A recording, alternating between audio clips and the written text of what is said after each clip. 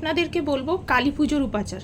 কালী পুজোর দিন সকালবেলা কি করতে হবে এবং সন্ধেবেলা কি করতে হবে। কালী পুজোর দিন সকালবেলা প্রথমে ঘুম থেকে উঠে আগে স্নান সেরে নেবেন। যাদের কোনো সমস্যা নেই তারা নর্মালি দুধে স্নান করবেন, মানে স্নানের জলে 1 চামচ কি 1.5 চামচ দুধ, কাঁচা দুধ মিশিয়ে দেবেন, দুধে স্নান করবেন। আর যাদের সমস্যা আছে, যে সমস্ত মহিলাদের ক্ষেত্রে সমস্যা রয়েছে, তারা কি করবেন, তারা দুধে স্নানের পরিবর্তে তারা সর্ষের তেল, 1 চামচ সর্ষের তেল এবং 1 চামচ কালো তিল দিয়ে জলে মিশিয়ে স্নান সারবেন।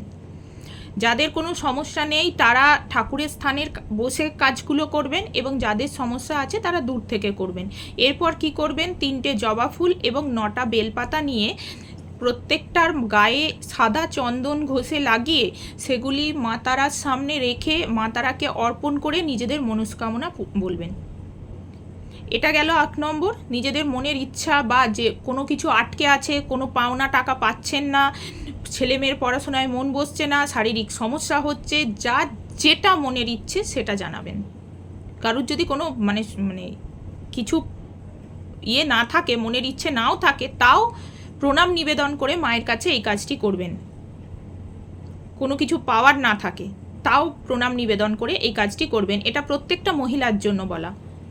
এবং সন্ধেবেলা কি করবেন, বাড়ির যিনি মেন সদস্য, তিনি পুরুষ হতে পারেন, স্ত্রী হতে পারেন, যে কেউ হতে পারেন, যিনি মেন কাণ্ডারি, তিনি পরিষ্কার কাঁচা কাপড় পরবেন সন্ধেবেলা, মানে সন্ধে দেওয়ার পর পরিষ্কার কাঁচা কাপড় পরবেন এবং তারপর 3টে সর্ষের তেলের প্রদীপ জ্বালবেন। 3টে সর্ষের তেলের প্রদীপ বাড়ির যিনি মেন কর্তা তিনি জ্বালবেন, যিনি হেড আছেন তিনি জেলে সেগুলো সর্ষের তেল এবং তুলোর সলতে যেরম হয় তার সেই দিয়ে জ্বালবেন। জেলে আপনাদের জলের যে সোর্স, মানে যেখান থেকে জল তোলেন, জল খান, সেই বা জল রাখেন যে জায়গায়, সেই জায়গায় এই 3টে সর্ষের তেলের প্রদীপ জ্বালিয়ে জলের বালতি হোক বা জলের জায়গা হোক তার দিকে মুখ করে রেখে দেবেন এবং তারপর নিজেদের ইচ্ছার কথা জানিয়ে দেবেন।